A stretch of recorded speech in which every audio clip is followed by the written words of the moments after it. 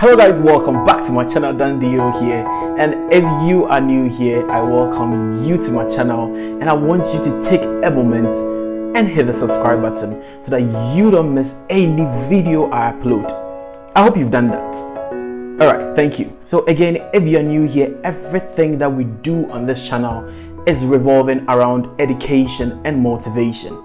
But today is Medtalk. So sorry guys that there was no video last week, but as promised, I'm going to make it up to you, and that is why I'm coming your way with another session of Medtalk. So today's topic is very significant because in the world that we live in now, stress is very common. It doesn't matter whether you're in the working class or you are a student. So earlier I made a video about habits that causes brain damage, and stress was part of those factors that actually cause brain damage.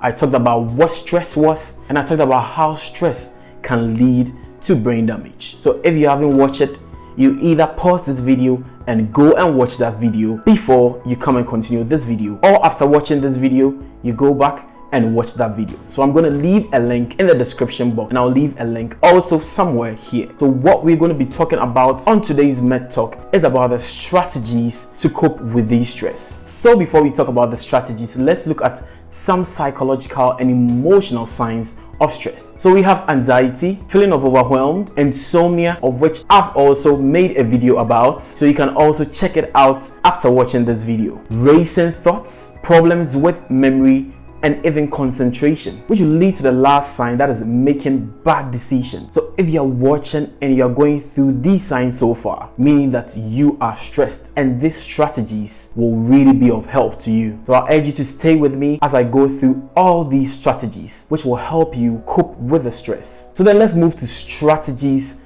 to help cope with stress. So remember that these strategies that we are going to be talking about to help cope with the stress is going to be through a psychological approach. So the first strategy is be you and take off your mask. So why do I say this? So a lot of people are out there with mask, and behind the mask is a very stressed human being. Why are they wearing this mask? It's basically because they want to please the people that they are working for, or they want to please the people that they are working around. You know you are stressed and you can't go on further, but because of what someone is going to say about you, you are putting on that smiley face to always please them, and that is not the right way to go about things. You will go and you will break down at one moment. So take off that mask of pleasing people and be you, which will lead me to the next strategy, that is take a break when you need one. Remember that we all have different limits. Maybe I can actually go on and on about a specific work and I won't probably get tired. Don't also say that probably you want to go that same limit. That is why in every work setting there is a break time, because breaks are very important. And even in the school setting, there are breaks during lectures. When the body works,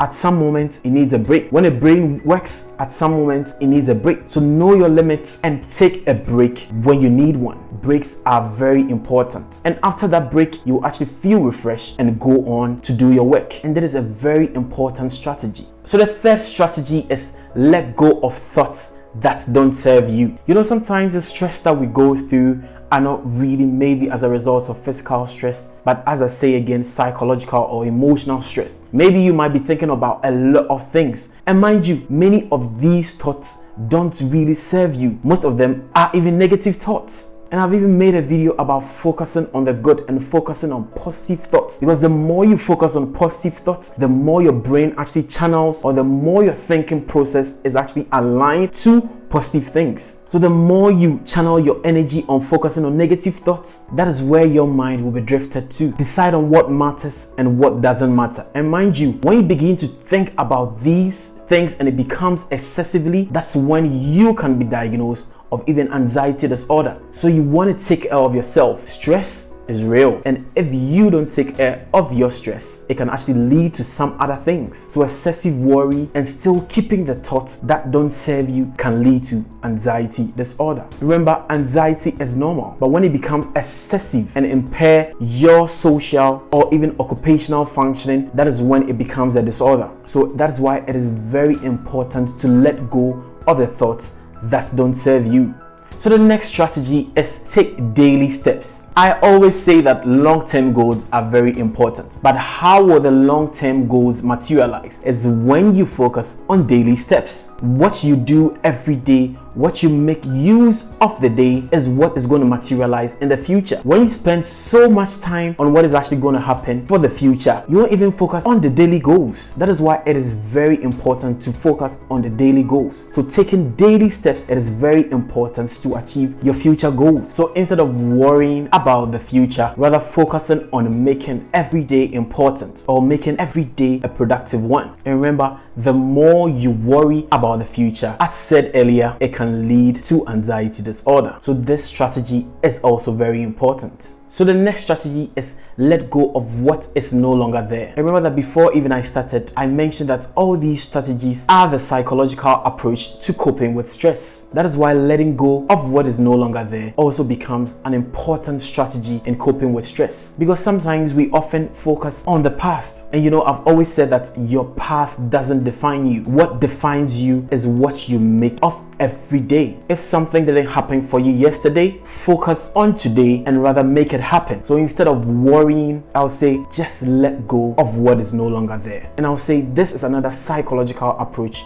with coping with stress. So the next one is practice gratitude. When you start your day filled with gratitude, it means that one, you are pleased with what you have. Not that you don't want to work for more, but at least you are pleased with what you have. And most importantly, life. And as you open your doors of gratitude, you become also hopeful for even something better. That's why I love this quote from Joyce Meyer. She said, "Gratitude makes sense of our past, bring peace for today, and makes a vision for tomorrow." And this is a very powerful quote. So it means that when you practice gratitude, whatever happened in the past, you pick the sense out of it. Whilst you make the sense out of it, now you are peace to make today fruitful. Whilst you are peace to make today fruitful, you envision better for tomorrow. And I love this quote so much. So let's practice gratitude. It can go a long way to help us cope with our stress. So the next one is be humble and teachable. I always say that no one knows everything. At least at some point, you may need the help of someone. And while you require the help of someone, be humble so that you can be taught. When you just go along trying to find all the answers on your own, you are even putting yourself under pressure. You may never know. Maybe the person around you have the answers to your questions. But because you are proud and you want to carry everything on your own, you are mounting up stress on yourself. So seek for help when you need one. And don't try and do everything on your own. And whilst you are also seeking for help, try and be humble. Another important strategy is being patient while you work. Waiting is difficult, but trust me, I always say that it will always worth the wait while you work. Whatever you're doing, just keep doing it. You may never know who is watching you. And whilst you are doing that, just be patient.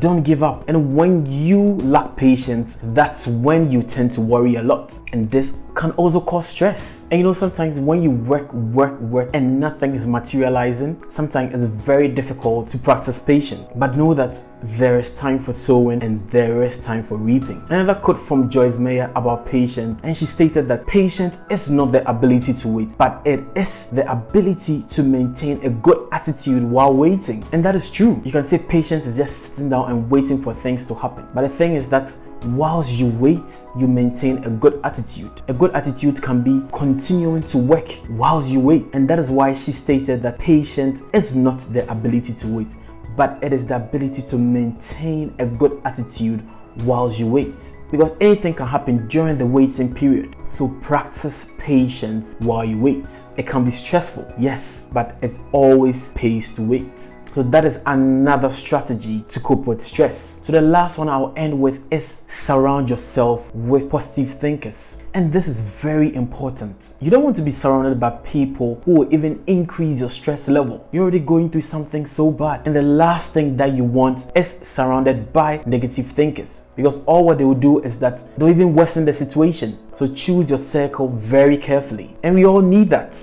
We all need to be surrounded by positive thinkers and positive people. So please choose your circle wisely and know that stress is real and stress can go a long way to affect you. So that is it. I've taken you through all these strategies because stress is very common, and if you make these practices part of you, trust me, you won't be having psychological or even emotional stress. So if you find this video helpful, make sure you give a like. If you have any questions, you can also leave a comment in the comment section, and most importantly, share this video. Try share this video with people, as many as you can, and don't forget to check out the other videos on my Medtalk playlist as well. And this is where we draw the curtain of today's Medtalk. Goodbye for now, and I'll see you in the next one.